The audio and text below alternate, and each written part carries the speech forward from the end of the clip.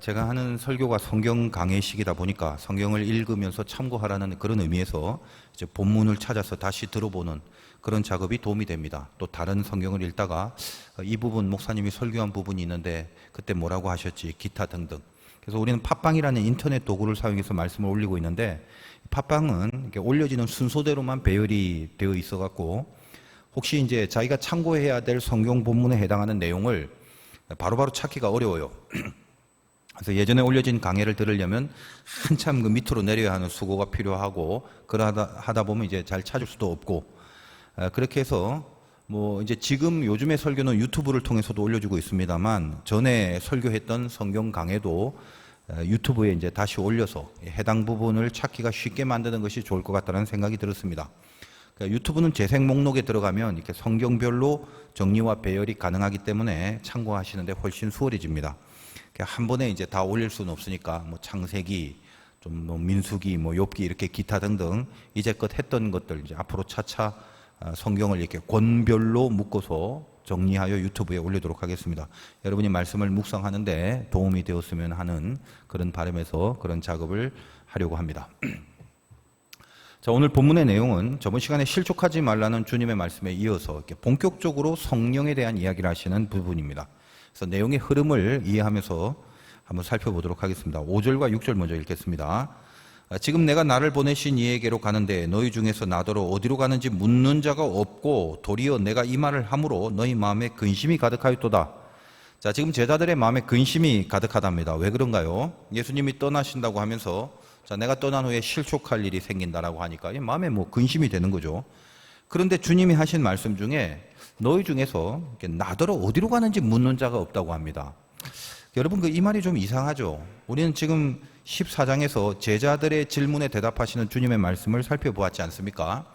주님 도대체 어디로 자꾸 가신다고 하는 겁니까? 이제 그런 유의 질문들을 얼마나 많이 했습니까? 13장 제일 뒤쪽부터 베드로가 묻죠. 주여 어디로 가시나이까? 내가 목숨을 걸고 따라가겠나이다. 그러죠. 도마도 묻습니다. 주님 어디로 가는지 그 길 좀 가르쳐 달라고. 길을 알아야 따라가죠. 그런 질문입니다. 빌립도 묻죠. 아버지 좀 보여달라고. 나중에 다데오도 묻죠. 주님 세상에 좀 드러나 달라고. 그래야 주님을 알고 따라가고 그러죠. 등등. 그래서 실은 예수님께서 어디 가신다고 하니까 그들이 무지하게 궁금해하지 않았습니까? 도대체 어디로 가냐고 그렇게 다 많이 물어봤습니다. 근데 오늘 주님은 너희 중에 나더러 어디 가는지 묻는 자가 없다고 하십니다. 어디로 가는지 묻지 않고 마음에 근심만 가득하다라고 하시는 겁니다. 묻지 않아서가 아니라 이제 시간이 지나고 나서 묻지 않고 있는 너희들의 상태가 어떤지를 사실 진단해 주는 거거든요.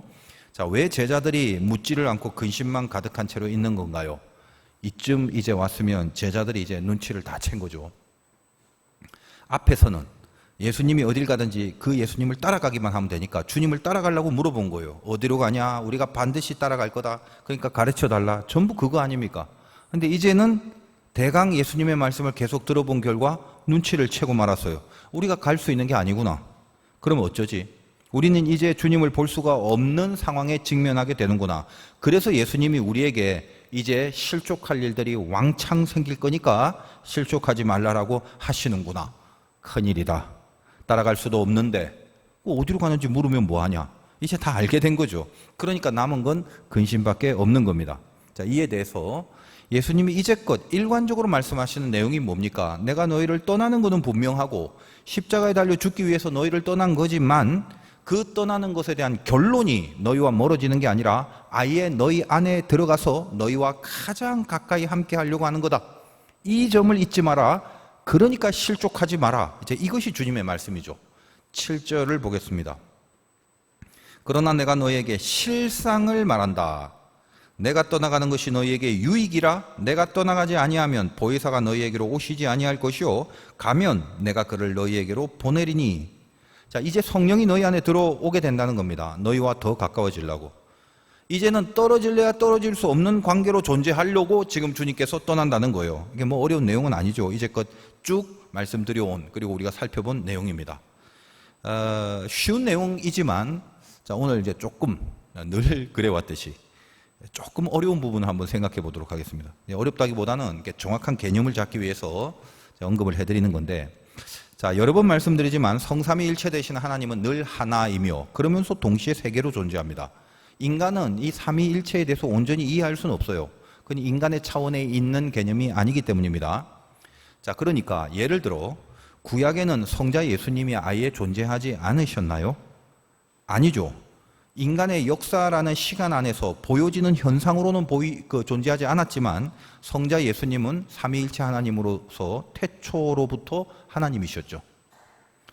그래서 구약에도 많은 부분에 어떤 신자들이 깊은 차원의 신앙으로 들어가다 보면 거기서 난데없이 예수님의 존재감을 느끼고 그분을 고백하고 예수님에 대해서 예언을 했던 부분들이 상당히 많이 나옵니다.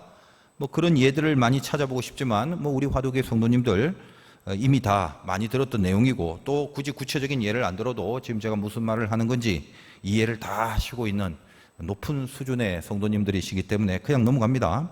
자, 다윗 같은 사람 특히 깊은 회개와 깨달음 속에서 죄의 문제에 직면해서 그 당시 그 인간의 보여지는 역사 안에서는 존재하지 않았던 먼 미래에 오실 예수 그리스도에 대한 존재감을 이미 믿고 고백하는 장면들이 구약에 얼마나 많이 있었습니까? 자, 그럼 마찬가지로 성령 하나님도 그렇죠. 예수님이 십자가에 달리시기 전에 성령의 존재는 없었나요? 아니죠.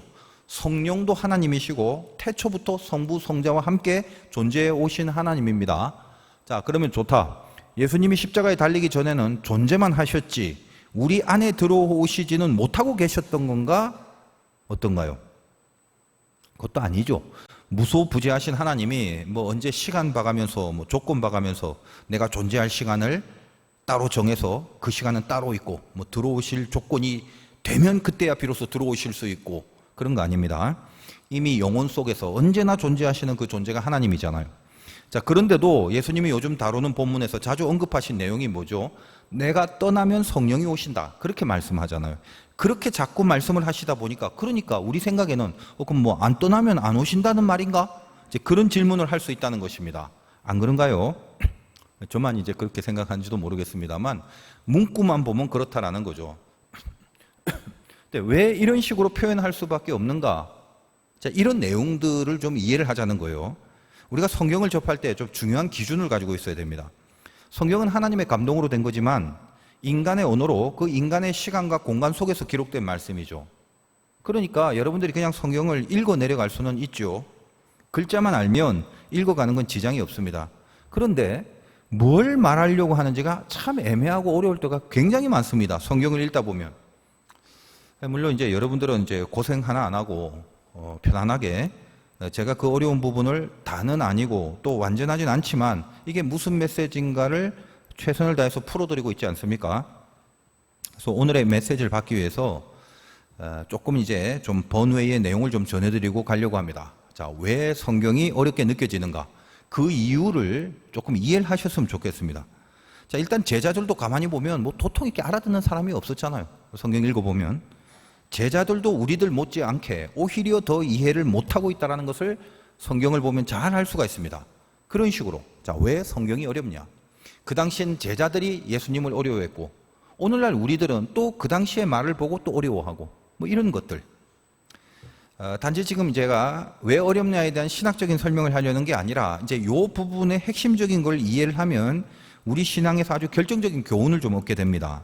그래서 이제 괜히 지금 또 이런 내용 다루다가 여러분들이 그냥 또 잠만 주무시고 만다면 제가 노력하는 것이 참 억울하게 되는데 슬슬 졸립죠. 하여간 최선을 다해서 제가 이해를 좀 시켜드리도록 하겠습니다. 자, 일단은 하나님과 우리의 차이를 알아야 돼요.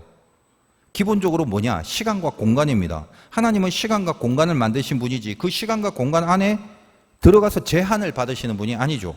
그렇죠? 그러면 그게 도대체 어떤 의미인지 요거에 대한 감을 좀 잡으셔야 되는데 시간과 공간에 대한 이 근본적인 설명을 전부 다 해드리면 여러분들 이제 분명히 다 주무실 거고 그래서 우리에게 필요한 부분을 좀 집중적으로 체크를 할 수 있는 그 정도만 말씀을 드립니다. 자, 우리는 시간과 공간 안에 있고 하나님은 시간과 공간을 만드셨기 때문에 그것을 넘어서 있는 건데 그러면 시간과 공간 안에 있는 우리는 그걸 넘어서 있는 하나님과 어떤 다른 점을 가지고 있는가? 다른 거 다 빼고 성장이라는 개념이 우리에게만 있다는 걸 아시면 됩니다. 하나님의 세계는 성장이 없어요. 시간과 공간 안에만 주어져 있는 그 개념이 성장입니다. 다시 말해서 시간과 공간이 주어진 이상 무조건 성장이라는 내용을 필연적으로 가지고 있다는 것입니다. 왜 이런 말씀을 드리냐 하면 제가 이거 동물의 왕국 같은 거 좋아해서 가끔 보면 의아해한 부분이 있어요. 보통 동물들이 새끼를 낳잖아요. 근데 인간인 우리는 어때요? 아기를 낳으면 그 아기라는 게 참 형편없죠. 아무것도 상관 안 하고 응애하고 태어나자마자 그냥 내팽개치면 얼마 안 가서 다 죽어버립니다. 돌보지 않고 그러면 당연하죠. 근데 그 아기가 나름대로 인간답게 좀 알아서 살아가려면 상당히 많은 시간이 걸린다는 것을 알게 됩니다. 한 1년쯤, 그러니까 돌잔치 할 때쯤이나 간신히 걷거나, 물론 이제 정도의 차이에 따라 빠른 사람도, 빠른 아기도 있고 늦은 아기도 있습니다만, 제대로 걸어갈 정도의 성장이 되려면 사실 꽤 많은 시간이 걸리지 않습니까? 동물들과 비교해서 말입니다. 동물들 보세요. 제가 잘은 모르지만 그 어떤 거 보니까 그냥 갓 태어나자마자 머리 한번 털더니 대부분 걸어가더라고. 그냥 얼마 지나지도 않아서 그냥 다 커버리고 그럽니다. 모르겠어요. 세상의 동물 제가 다 아는 건 아니지만 적어도 인간과 비교하면 동물들의 성장이 무지 빠릅니다. 그래서 제가 이런 생각을 해본 적이 많아요. 사람도 낳자마자 그냥 한 일주일 만에 금방 다 자라버리고, 알아서 걷고 움직이고 알아서 먹고, 그러면 아니 하나님이 작정하시면 그렇게도 만들 수가 있잖아요. 그러면 분유값도 덜 들 거고, 할아버지 할머니들이 자식들 다 결혼시키고 한숨 돌리려고 하다가 손주들 생기면 거기 목매어서 이제 손주 봐주느라고 허리 디스크 생길 일도 없고 그러지 않겠습니까? 오래전 일입니다만 제가 생각하면 웃겨요. 여기 앉아 계신지 모르겠네, 권사님. 우리 교회 권사님이 오래전에 옷가게를 하셨던 분인데 그만두고 이제 노후를 즐기며 보내시다가 어느 날 다시 옷가게를 열었다고 신방을 부탁했어요. 그래서 이제 신방을 가서 물어봤죠. 권사님, 왜 또 다 늦게 그렇게 가게를 여십니까? 힘들게. 그랬더니 목사님, 우리 딸이 둘째를 임신했어요. 그러는 거예요. 얼마나 웃었는지 몰라요. 첫째 손주를 봐주느라 얼마나 고생을 하셨으면 둘째 임신했다는 말을 듣자마자 가게를 여셨겠습니까? 일하는 게 손주 보는 것보다 더 편하다고 수월하다고 생각을 하신 거죠. 요즘은 그렇습니다. 이 세상 만물이 처음부터 다 자란 채로 성숙한 모습으로 이렇게 짠 하고 등장하는 게 아닙니다. 인간은 더 그렇죠. 성장하는 기간이 필요합니다. 그것이 하나님이 만드신 이 세상의 법칙이에요. 참 신기하죠. 사과씨나 수박씨나 씨를 놓고 보면 다른 게 있나요? 저는 구별도 잘 못하겠어요. 그 작은 것들이 근데 땅에 심어지면 겉으로는 별 차이도 없는데 씨는 시간이 지나면 사과씨는 사과로 성장하고 수박씨는 수박으로 성장합니다. 예외가 없어요. 사과씨라는 게 하는 거 봐가면서 나중에 수박도 될 수 있고 그런 거 없습니다. 그래서 수박씨한테 가서 야, 넌 이제 앞으로 큰 과일이 될 것이다. 네 겉모습은 녹색에 검은 줄이 착 체크 무늬로 나 있고, 응? 너 색깔은 아는 빨갛다. 맛은 달달할 거고 그 여름에 얼음까지 넣어서 설탕 치고 먹으면 시원한 화채가 될 수도 있단다. 그런 식으로 아무리 이야기를 해도 수박씨는 자기가 나중에 자라나기 전에는 그 말이 뭔지를 모릅니다. 구구절절 제가 왜 이런 얘기를 하냐? 인간에게 있어요. 기독교 중요한 건 사랑인데 인간에게 사랑합니다 라는 내용을 가르치려고 해도 그게 한 방에 그렇게 가르쳐지는 게 아니란 말이에요. 태어나자마자 응애하고 한 일주일 있다가 다 자라지 못한다라는 거예요. 왜요? 묻지 마세요. 하나님이 그렇게 만든 법칙이라니까. 그게 시간과 공간 안에 있는 필연적인 개념으로서의 성장이라는 게 반드시 있어야 된다는 거예요. 이걸 뛰어넘으려고 생각하시면 안 된다는 거예요. 이 성장이 우리 신앙에 어떻게 적용이 되는가를 지금 제가 말씀드리려고 이런 전제를 지금 길게 까는 거예요. 주무시지 마시고. 자, 사랑합니다라는 내용을 가르치려면 사랑이란 단어를 배워야 되는 과정이 필요하죠. 그리고 사랑이란 단어뿐만 아니라 사랑합니다. 이 합니다라는 동사가 뭔지도 배워야 되죠. 사랑이란 단어를 배우려면 사자와 랑자를 알아야 되고 그 글자를 알려면 가나다라마바사를 배워야 되고 가나다라마바사를 배우려면 기역, 니은, 디귿을 알아야 되는 거예요. 여러분 혹시 이런 생각을 안 해보시는지 모르겠습니다. 예수님이 요한복음에서 말씀하신 내용들이 참 추상적이고 뭔 말인지 잘 모르겠는데 우리가 봐도 잘 모르지만 당시 제자들은 아예 몰랐죠. 무슨 말 하는지. 우리는 지금 특히 여러분들은 설명을 들으니까 이제 이해를 계속해 나가시니까 이해를 하시고 있는 상태고 그러니까 그냥 예수님도 우리 목사님처럼 그냥 좀 쭉 풀어주면서 제자들한테 자세하게 이렇게 설명을 다 해주시면 제자들이 얼마나 이해를 잘했을까 뭐 그런 생각을 안 하셨는지 모르겠습니다. 왜 이렇게 예수님이 제자들이 말귀를 알아듣지도 못하는데도 불구하고 여전히 그냥 뭔가 이렇게 좀 어려운 자기 수준의 멘트를 계속 구사하실까? 이런 궁금함이 제가 있었거든요. 근데 결론적으로 말하자면 혹시 뭐 저보다 100배, 1000배로 설명을 잘해주는 사람이 있다 할지라도 그 설명을 당시 제자들에게 가서 동일하게 해줘봤자 그들이 이해를 할 수 있는 차원이 아니라는 거예요. 성장이 안 돼 있어요. 그러니까 성장이라는 것은 영적 세계도 마찬가지입니다. 영적인 성장도 있어요. 세상이 성장하고 물질이 성장하고 자연이 성장하고 동물과 인간이 성장하듯이 영적인 성장도 있다는 거예요. 하나님이 만드신 세계이기 때문에 그래요. 하나님이 세상을 그렇게 만드신 것처럼 영적 세계도 동일한 원리로 그렇게 움직여진다는 겁니다. 여러분의 세상의 원리를 잘 묵상하면 영적인 원리도 이해를 하게 되는 거죠. 왜냐하면 하나님은 세상 속에 당신을 계시했고 특별히 자연을 통해서 당신의 섭리를 계시했기 때문에 그걸 자연계시라고 하지 않습니까? 우리는 이미 많이 성장한 시대적인 성숙 속에 영적 차원에서의 삶이 있는 거죠. 그러니까 창조 이후에 시대적으로 지금 굉장한 시간의 성장이 있었고 시간의 성장이라는 것은 영적 성장을 같이 해서 동반하여 우리들에게 주어지는 겁니다. 그래서 사랑합니다 그렇게 말하면 우리는 이해를 합니다. 그러나 신약시대 제자들에게 사랑합니다를 얘기를 하면 그 수준에서 끼케야 예를 들면 초성인 시읒자 그 다음에 리을자 정도만 이해를 하게 되는 겁니다. 그래서 제자들이 주님의 말씀을 잘 이해를 못해요. 꼴랑, 기역, 니은, 디귿 정도만 아는 차원에서 사랑합니다라는 말을 어떻게 다 알아들을 수 있겠습니까? 오늘도 뒤에 보면 나오지만 내가 이야기 전부를 다 해봤자 너희들은 감당을 못한다는 얘기가 있거든요. 그냥 제가 쉽게 이해할 수 있도록 예를 드는 겁니다. 진짜 그 당시에 제자들이 뭐 사랑합니다라는 뜻을 몰랐다는 건 아니고요. 자, 이렇듯이 우리의 영적인 차원에서도 이런 성장이 있다는 사실을 고린도전서가 말해주고 있습니다. 고린도전서 13장 11절 12절 내가 어렸을 때에 말하는 것이 어린아이와 같고 깨닫는 것이 어린아이와 같고 생각하는 것이 어린아이와 같다가 장성한 사람이 되어서는 어린아이의 일을 버렸노라. 우리가 지금은 거울로 보는 것 같이 희미하나 이 말씀드렸죠. 당시의 거울은 청동이기 때문에 요즘처럼 선명한 거울이 아니라서 거울을 보는 것 같이 희미하다라는 표현을 한 겁니다. 그러나 그때에는 얼굴과 얼굴을 대하여 볼 것이요 성장하면 말입니다. 지금은 내가 부분적으로 아나 그때에는 성장하면 주께서 나를 아신 것 같이 내가 온전히 알리라. 시읒과 리을만 알았는데 나중에는 결국 사자와 랑자를 알고 사랑합니다를 알게 되더라는 말이에요. 성장이 있다라는 거예요. 주님의 말씀들이 왜 저들에게 납득과 이해가 안 됐는지를 이렇게 조금이라도 이해를 하시기 바랍니다. 우리는 지금 영적으로 더 성장한 이 시대에 살기 때문에 실은 저들보다 더 깊은 이해와 납득이 가능한 그런 시대적인 은혜를 우리가 입으면서 지금 살고 있는 거예요.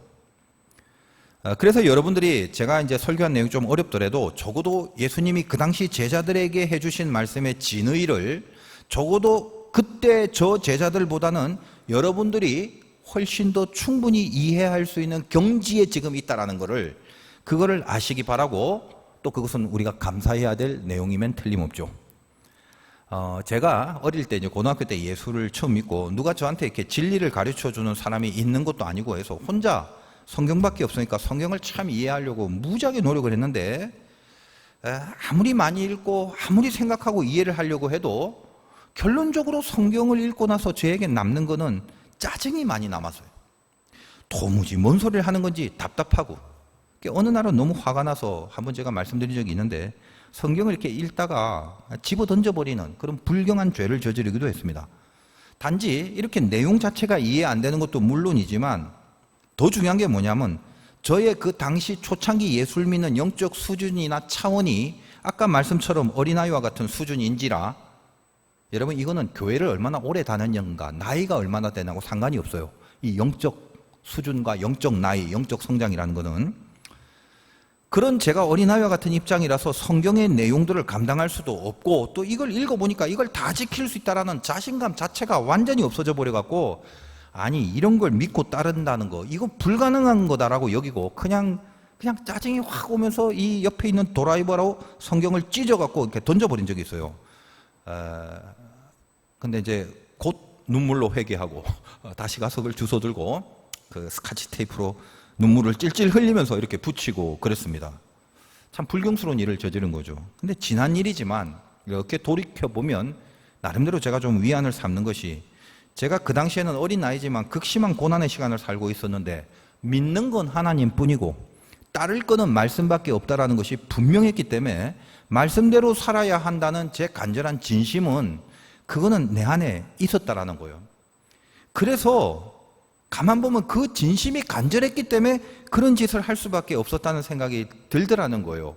예를 들면 내가 말씀대로 살려는 진실함, 그 진심 이게 없다면 야, 뭐 성경이래, 뭐 그래, 뭐 이대로 살든지 말든지, 뭐야 이거 어렵네, 못 살겠네, 관둬라, 그래 버렸으면 성경을 그냥 고이고이 서랍 안에 모셔두고 말았겠죠. 내 친김에 또 혹시 궁금해하시는 분들이 있을까 싶은데 없는 줄 알지만 제가 성경의 어느 부분을 읽다가 이렇게 킹 받아서 던져버렸을까? 킹 받았다는 표현을 하는 건 혹시 이 중에 젊은 세대들의 공감을 얻기 위한 단어 선택입니다. 열 받았다라는 것에 대한 요즘 말입니다. 어느 부분을 갖고 제가 이렇게 열이 받았을까? 안 궁금해 하시더라도 제가 말씀을 드립니다.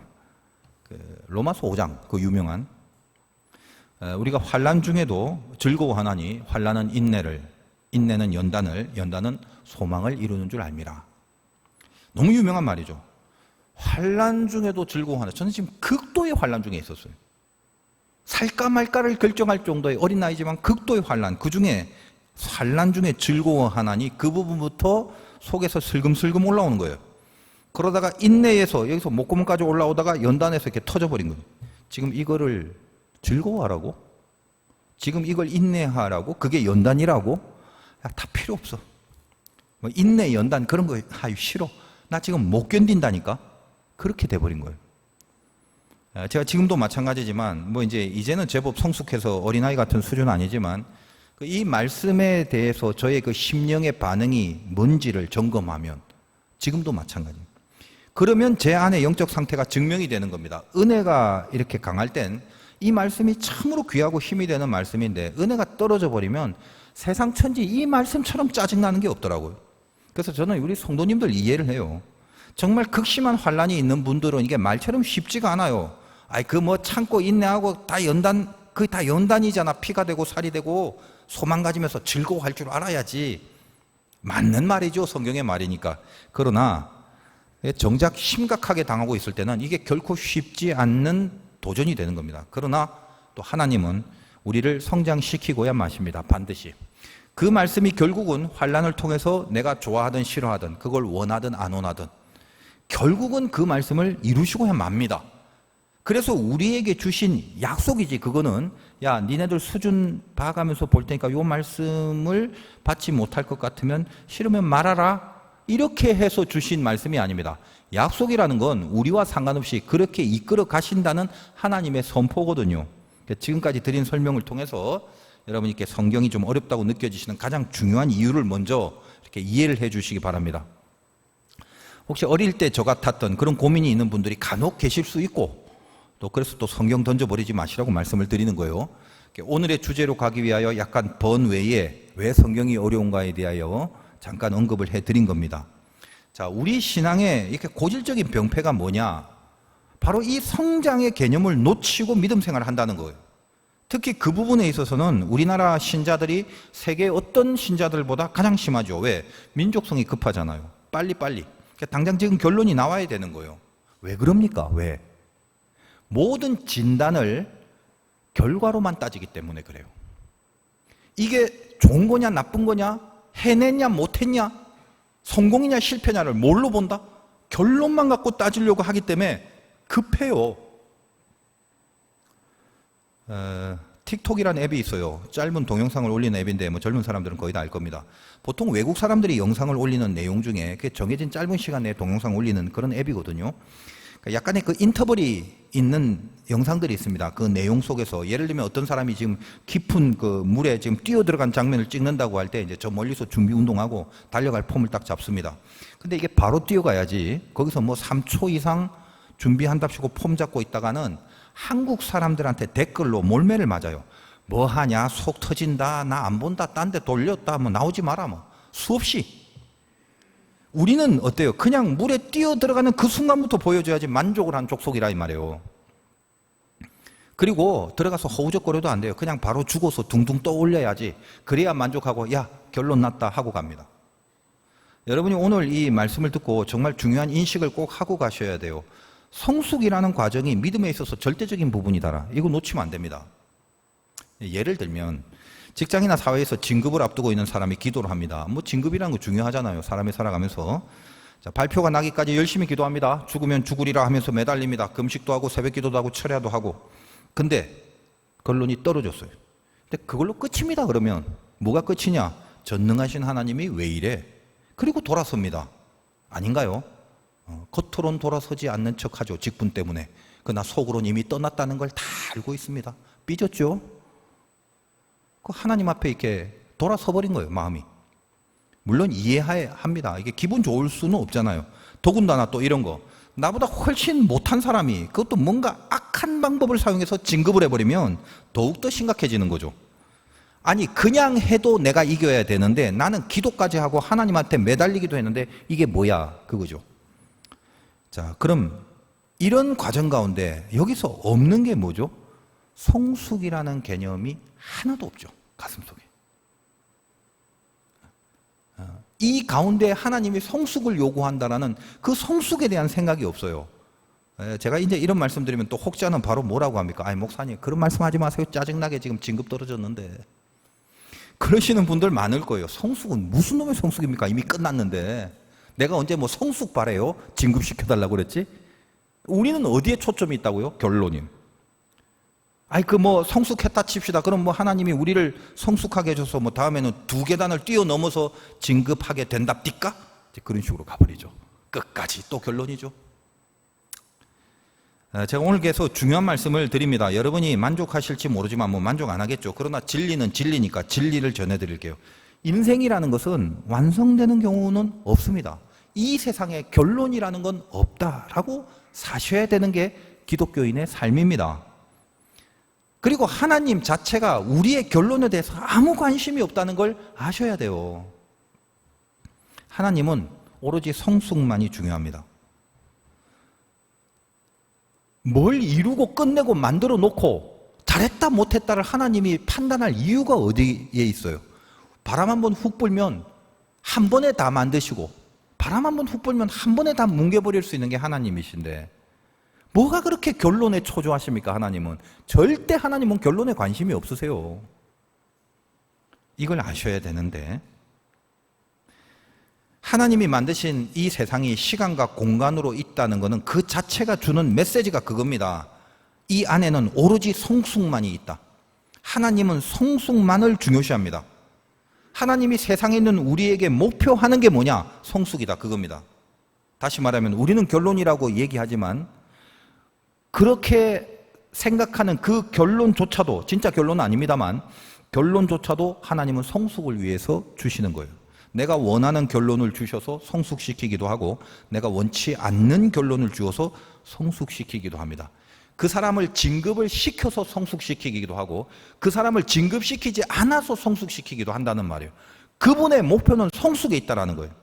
그래서 어찌 보면 그 결론이라는 건 진짜 결론이 아니라 성숙을 위한 과정으로서의 결론일 뿐이란 말이죠.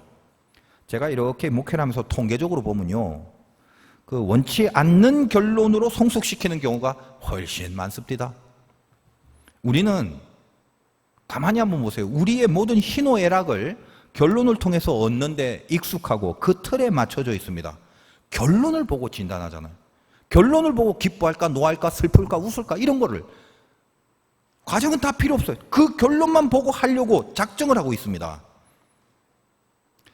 1년 뒤라도 좋아, 10년 뒤라도 좋아, 아니 1000년 뒤라도 좋아. 결론부터 내. 그 결론이 뭐냐? 1000년 후에 뭐가 어떻게 되냐? 그거 한번 보자 그겁니다.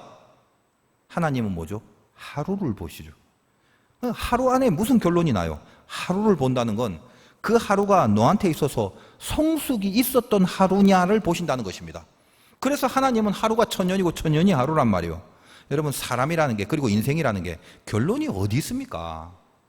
우리 믿음의 영역 안에서도 마찬가지예요. 여러분 예수 잘 믿고 그러다 집사, 권사, 장로까지 된 사람이 나중에 타락해서 교회 떠났답니다. 있죠. 자, 그러면 도대체 그게 또 결론인가요? 그 다음에 또 어떻게 해서 다시 돌아오는 경우는 없나요? 있을 수 있잖아요. 반대로 천하의 문제아로 지내던 사람이 온갖 죄를 다 저지르면서 살다가 은혜를 받아갖고 훌륭한 교인이 됐어요. 그럼 그렇다고 할렐루야 끝났다 결론입니까 그게?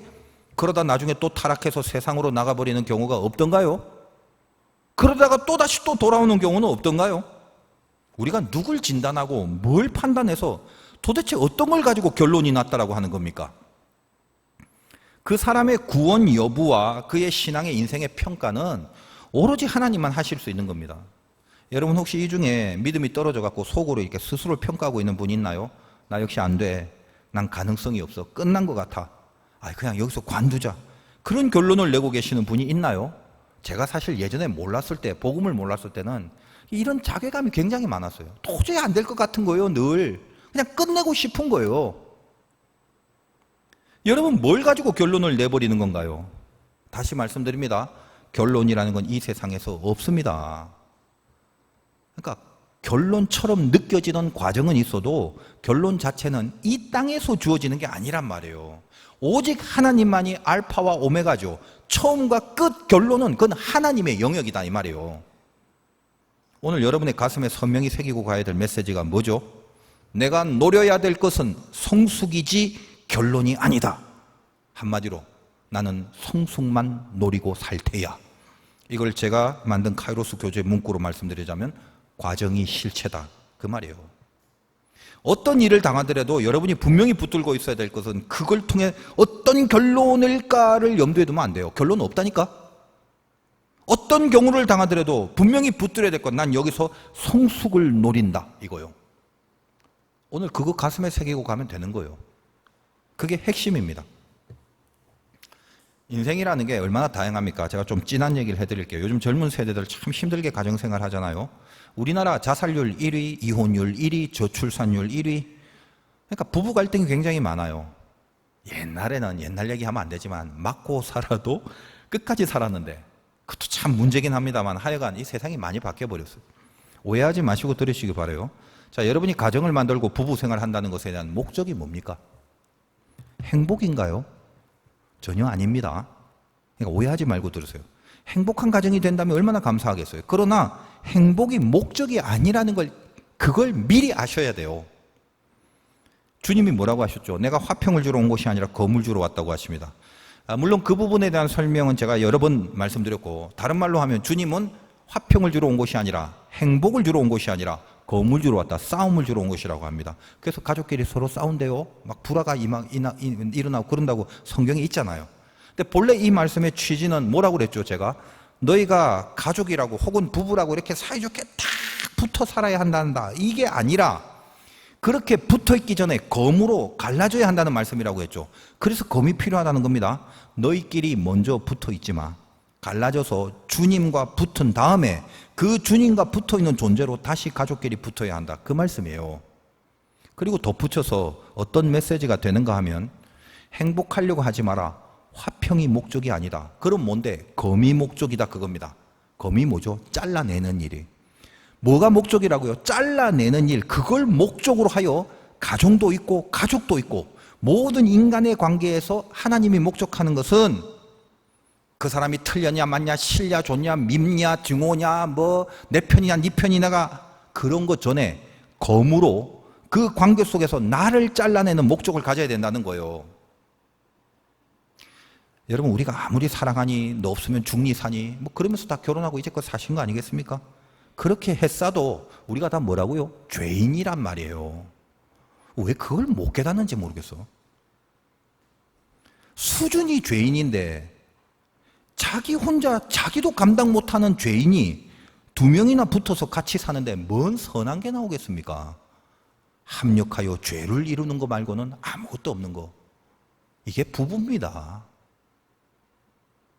우리가 행복이라는 결론을 가지고 그걸 목적으로 가정생활하고 부부생활을 한다면 다 갈라지고 다 헤어질 수밖에 없는 거예요. 제가 지금 드리는 말씀은 좀 정서적으로는 치우치는 좀 진한 말이라는 걸 압니다만 여러분 우리를 잘 한번 보세요. 자기 수준을 잘 보셔야 돼요. 우리 목적은 행복이라는 결론이 아닙니다. 그 수준이 안 된다니까, 1차적으로요. 이 세상에서 결론적인 행복이라는 게 어디 있어요? 여러분, 잠시 돈 좀 벌면 뭐 영원히 행복합니까? 잠시 출세하면 영원히 행복해요? 뭐 잠시 사이가 좋고 그러면 그 영원히 행복인가요? 세상에서의 결론은 없어요. 그러면 부부 생활도 마찬가지고 부모 자녀 지간도 마찬가지예요. 목적이 뭐죠? 성숙입니다. 그 인간으로 인해서 내가 나를 자르는 검을 사용해야 돼요. 그래서 세상적 목적을 자르고 주님과 붙어버린 채로 다시 그 인간을 향해서 가는 겁니다. 그걸 성숙이라고 하는 거예요. 주님이 말씀하시는 것이 그겁니다. 내가 행복이라는 결론을 주려고 온 것이 아니라 성숙을 주려고 왔노라. 아시겠습니까? 나를 미치게 하는 그 인간이 멀리 있지 않죠. 근데 나를 미치게 하는 그 인간이 나를 가장 깊고 강하게 성숙시키는 법이에요. 목적이 성숙이기만 하다면, 여러분 맞아요? 거기에 항복을 하고 동의를 하셔야 되는 거예요. 내 신앙 인생의 목적이 하나님 안에서 성숙이라는 게 맞기만 하다면 제일 미워지는 그 인간이 나에게는 가장 큰 은혜의 디딤돌이라는 걸 알게 되는 거죠. 인생을 이렇게 깊이 있게 사셔야 되는 겁니다. 목적을 성숙으로 바꿔버리면 되는 거예요. 하나님이 그걸 요구하시고 그걸 가르치시며 그것이 바로 신앙이에요. 시간이 벌써 끝날 시간이 됐는데 뭐 이대로 끝날 수는 없죠. 뒤에 본문이 좀 남았네. 연결하여 우리가 이 본문 속에서 붙잡아야 될 게 뭔지 간단하게 봅시다. 주님이 떠나시고 오시는 성령이라고 했는데 도대체 정체가 뭐예요? 성령이 우리를 영적으로 성숙시키는 하나님이란 것을 말하고 싶은 거예요. 오늘 제가 쭉 성숙에 대한 개념을 말씀드렸죠. 왜 성령과 성숙이 연결되는지를 이해를 하시기 바랍니다. 8절부터 11절까지 한번 읽어보겠습니다. 무슨 말인지 읽어도 여러분은 잘 모를 거예요. 그냥 읽어볼게요. 그가 와서 죄에 대하여 의에 대하여 심판에 대하여 세상을 책망하시리라. 죄에 대하여라 하면 그들이 나를 믿지 아니하며 의에 대하여라 하면 내가 아버지께로 가니 너희가 다시 나를 보지 못하며 심판에 대하여라 하면 이 세상의 임금이 심판을 받았습니다. 뭐 글자는 알겠는데 와닿지가 않죠.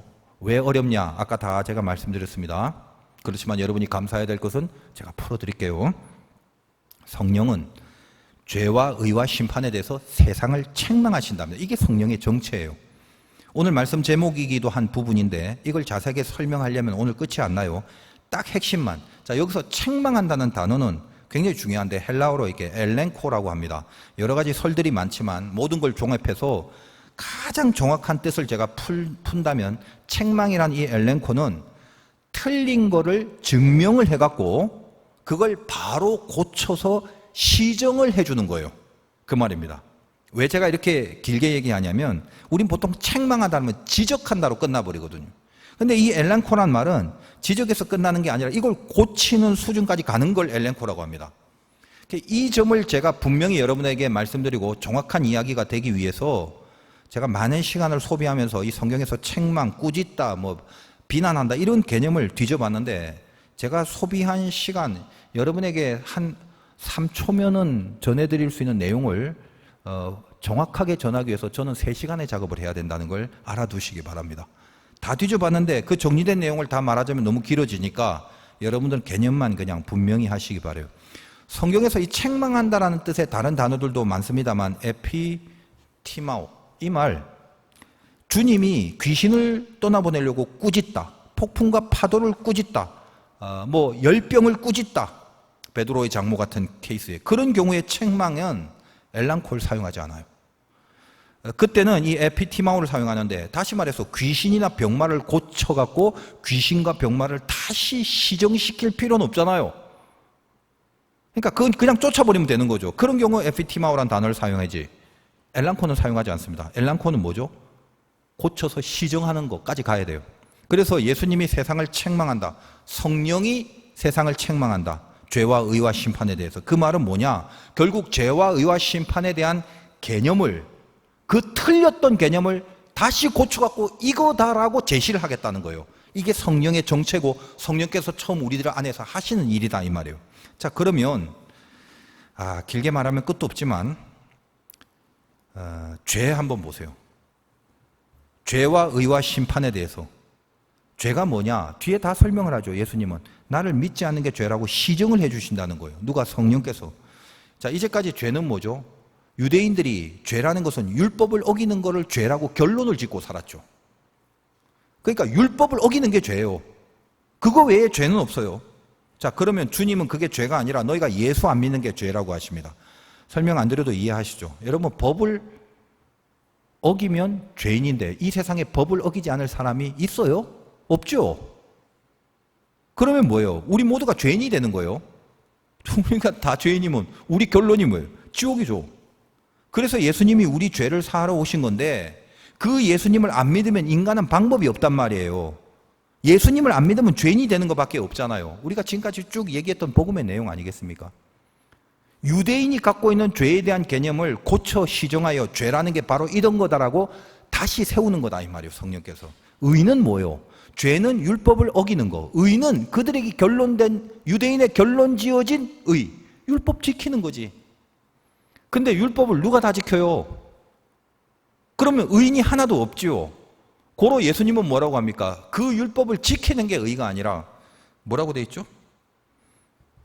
내가 떠나는 거. 내가 아버지께로 가니 10절에 너희가 다시 나를 보지만 내가 죽는 게 의다라는 거예요. 그래서 여러분 그 오를 의자는 양을 잡는 한자라고 제가 말씀드렸죠. 그게 의로움이에요. 우리에게는. 얼마나 선하고 착한 일을 몇 번 했냐가 아니라 인간은 그걸로 평가받을 수 있는 종자가 아닙니다. 자, 그럼 보세요. 유대인들이 결론적으로 갖고 있던 것은 율법을 안 지키면 죄, 율법을 지키면 의. 그럼 심판은 뭐냐? 율법을 지켰냐 안 지켰냐로 의냐 악을 심판하겠다는 거죠. 근데 예수님은 뭐예요? 율법 갖고 지키냐 안 지키냐로 죄로 의를 따지지 않는다. 오직 예수 그리스도의 십자가의 복음이고 그분의 죽으심이죠. 고로 예수님께 있어서 심판은 다른 거 아무것도 없어요. 세상의 임금인 마귀를 심판하는 것밖에 없는 거예요. 그 얘기입니다. 이 말씀 속에 들어가 있는 것이. 유대인들이 결론적으로 갖고 있는 개념, 결론은 분명히 없다고 했는데 잘 지키면 합격, 못 지키면 불합격. 이걸 또 심판이라고 결론 지고 있지만 아니란다. 이 세상에 죄가 뭔지 의가 뭔지 심판이 뭔지를 증거해서 너희들이 갖고 있는 그 잘못된 결론을 고쳐서 복음의 진리가 뭔지를 드러나게 하시는 그 엘렌코를 하시는 분이 성령님이시고 성령이 너희에게 들어와서 이제 그렇게 점점 영적 성숙의 시간과 차원을 이끌어 가실 거다. 여러분이 이 모든 것을 이해하시는 궁극의 이유는 여러분 안에 성령이 함께 하시기 때문이고 그 성령이 생각나게 해주시고 기억나게 해주시고 깨닫게 해주시기 때문입니다. 죄와 의와 심판, 여러분 이 세 가지가 구원의 핵심 코드죠. 죄에서 의가 되고 그 의의 심판을 받는 게 구원이잖아요. 근데 그걸 유대인들은 줄곧 율법으로만 결론을 가지고 살았고, 그렇죠? 법 안 지키면 죄, 지키면 의, 그걸 지키냐 못 지키냐로 심판, 딱 그거잖아요. 모든 것의 결론을 그렇게 가지고 있다는 것입니다. 그러나 성령은 그게 전부 다 예수 그리스도에 의한 복음으로만 되어지는 것이라고, 그걸 지적하고 증명하고 고쳐서 바로 세워주신다는 말이죠. 자, 12절 읽겠습니다. 내가 아직도 너희에게 이를 것이 많으나 지금은 너희가 감당하지 못하리라. 그들은 아직 어린아이 수준이라서, 아까 제가 말씀드렸죠. 어린아이 같은 수준에서 어찌 다 말씀을 전할 수 있겠습니까? 감당 안 되죠. 13절. 그러나 진리의 성령이 오시면 그가 너희를 모든 진리 가운데로 인도하시리니 그가 스스로 말하지 않고 오직 들은 것을 말하며 장래일을 너희에게 알리시리라. 우리를 성숙시켜서, 그러나 너희들이 감당은 안 되지만 이제 성령이 들어오면 우리를 끌고 갑니다. 성숙의 차원으로 이끌어서 성령이 오시는 시대가 되면 우리는 점차 진리로 이끌어갑니다. 여러분 이미 성령께서 상당히 높은 수준의 성숙을 주셨죠. 그래서 복음을 알고 깨닫고 지금 살고 있지 않습니까? 유대인의 수준을 벗어나 있죠. 우리가 지금 14절과 15절. 그가 내 영광을 나타내리니 내 것을 가지고 너희에게 알리시겠다. 무릇 아버지께 있는 것은 다 내 것이라. 그러므로 내가 말하기를 그가 내 걸 가지고 너희에게 알리시리라 하였노라. 복잡한 설명 빼고 이게 다 무슨 말입니까? 성령이 곧 주님이고 주님은 곧 하나님이고 내게 네 거고 네게 내 거고. 아시죠? 분리된 또 다른 존재가 아니라는 겁니다. 그러므로 잘 들어라 이 말이에요. 내가 너희를 떠난 것이 멀어지는 게 아니야. 우리는 분리된 존재가 아니야. 하나님조차 여전히 성부, 성자, 성령 하나님이 너희 안에 가장 가깝게 하시게 된다는 그 말씀을 하시면서 제자들의 근심을 떨쳐주고 있는 메시지를 주시고 있는 겁니다. 율법에서 복음으로의 성숙, 그것이 성령을 통해서 이루시는 하나님의 뜻의 가장 궁극적 목적이에요. 여러분 안에 성령이 들어가면 고로 무슨 현상이 일어나야 되는 건가요? 무슨 능력, 병 고치는 힘, 신비한 힘, 은사 이런 것들도 성령의 역사를 나타내는 부분들이긴 하지만 제일 중요한 게 뭐라고요? 여러분의 믿음과 신앙이 성숙해지는 거다 이 말이에요. 율법의 차원에서 복음의 차원으로 넘어가 줘야 되는 거다 이 말이에요. 말씀드렸다시피 성숙이라는 것은 제가 이제껏 말씀드린 개념으로 가장 중요한 게 뭐였습니까? 결과를 지향하지 않는다. 결과론적인 믿음이 아니라 과정론적인 믿음을 가지게 된다는 말이에요. 고로 성령이 임하시고 성령과 함께 살아가시는 사람들은 어떤 경우 어떤 상황, 그것이 고난이라 할지라도 그 안에서 뭐다? 성숙을 노리는 목표에 불타게 돼 있다 이 말이에요. 성령은 어떤 표현입니까? 성부, 성자와 같은 표현이지만 가장 가까이 하신다라는 의미에서 쓰인 단어이기 때문에 하나님이 가장 가까이 한다는 증표죠. 그걸 잊으시면 안 돼요. 지금 우리가 성령이 함께 한다는 건 뭐냐? 하나님이 다른 어떤 것보다도 나와 함께 가까이 한다. 고난보다 하나님이 가까워요. 기쁨보다 하나님이 가까워요. 돈보다 하나님이 가깝고 그 인간과 그 관계보다 하나님이 가깝단 말이에요. 하나님보다 더 가까운 게 없는 상태가 성령이 함께 하시는 상태죠. 내 안에 성령이 있다는 고백. 결국 그게 뭡니까? 그러므로 하나님 세상에서 나에게 가장 가까이 존재합니다라는 믿음이죠. 그러면 그 성령이 함께하고 그 믿음이 있는 사람이 그 하나님과 함께하는 우리 인생길에 뭐가 두렵고 뭐가 불안하겠습니까? 인생 불안하게 살지 마세요. 그 옆 사람 보면 인사도 좀 하시고 좀 웃으세요. 얼굴 찡그리고 살지 말고. 어둡고 불안하고 우울하고 어쩔 거예요 그거. 지금 여러분이 성령이 함께 하시는 인생인데 대단한 인생 아닙니까? 다른 어떤 것보다도 하나님이 당신의 아들을 죽이심까지 대가를 치르고도 이유는 하나, 가장 가까이 내 옆에 있고 싶어서 그렇게 하신 건데 여러분이 감히 그런 존재인데 말입니다. 사람들은 못마땅한 상황을 피하려고 하죠. 하나님 도와주세요. 그래서 뭐 도와줄까? 이 고난을 당하지 않게 해주세요. 그렇게 살아갑니다. 맞아요.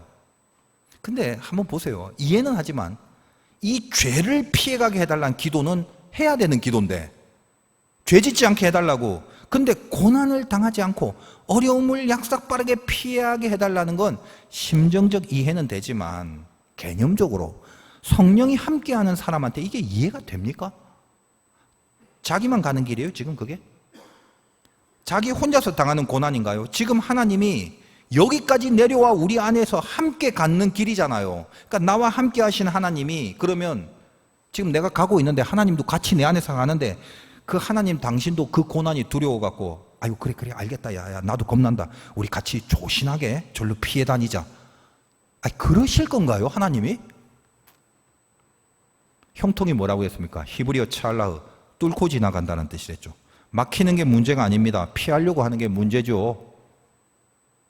막혀도 뚫고 지나가는 것은 그건 하나님이 함께 하시기 때문이죠. 그걸 형통이라고 하지 않습니까? 그게 우리 담대함이죠. 내가 가는 게 아니라 내 손을 잡고 하나님이 함께 가시는 거. 그게 우리 인생입니다. 참 대단하지 않나요? 이걸 좀 실감하고 하루하루를 사십니까? 근데 왜 안 웃어요 여러분의 얼굴이? 그게 맨날 슬퍼요. 어둠에 쩔어 있어요. 왜? 그렇게 불안하고 두려워해요. 왜? 여러분이 얼마나 대단한 인생인데. 사람들은요 못마땅한 상황을 만나는 걸 굉장히 두려워해요. 익숙하지 못한 상황, 낯선 사건들 만나는 거 꺼려하고 굉장히 두려워하죠. 주저하고. 그리고 뭔가 내 계획과 내 바램을 벗어나 버리는 현장이 생길 때 불안해합니다. 여러분 왜 그런 게 불안하고 왜 두렵죠? 한 가지 이유 때문이죠. 내가 바라는 결론이 주어지지 않을까 봐 두려운 거죠. 근데 오늘 말씀이 여러분에게 뭐라고 하나요? 결론 없다 그거. 결론이 운명이 아니야. 성숙이 운명이야. 성숙될 것만 노려라. 그러면 불현듯 폭풍이 기대가 돼. 고난이 하찮게 보여. 이 어려움도 굉장히 유익하다는 것을 알게 되는 거예요. 물론 폭풍, 고난 이거 당하면 아파요. 통증은 어쩔 수 없어요. 그러나 그걸 이길 수 있는 힘은 그 아픔보다도 더 큰 기쁨, 어떤 거요? 하나님이 폭풍보다 더 가까운 곳에 나와 함께 같이 걷고 있다는 사실. 그리고 그것으로 인해서 내가 하나님의 사람으로 차차 더 멋있고 깊고 수준 있게 고급지게 세련되게 담대하고 강력하게 샤방샤방하게 그렇게 만들어지고 있다는 소망. 그래서 어떤 상황도 주저함이 없는 거예요. 내가 가는 게 아니기 때문에. 여러분, 못마땅한 것에 주저함이 없기 바랍니다. 그거는 성숙을 위해서 가장 필요한 것들 뿐이에요. 여러분이 못마땅해 하는 그 모든 것들은. 성숙을 노리세요. 그게 목적임을 잊지 마세요. 하나님이 그렇게 나를 가장 가까운 곳에서 만들어 나가시고 함께 걸어가십니다. 승리하시기를 주님의 이름으로 축원드립니다.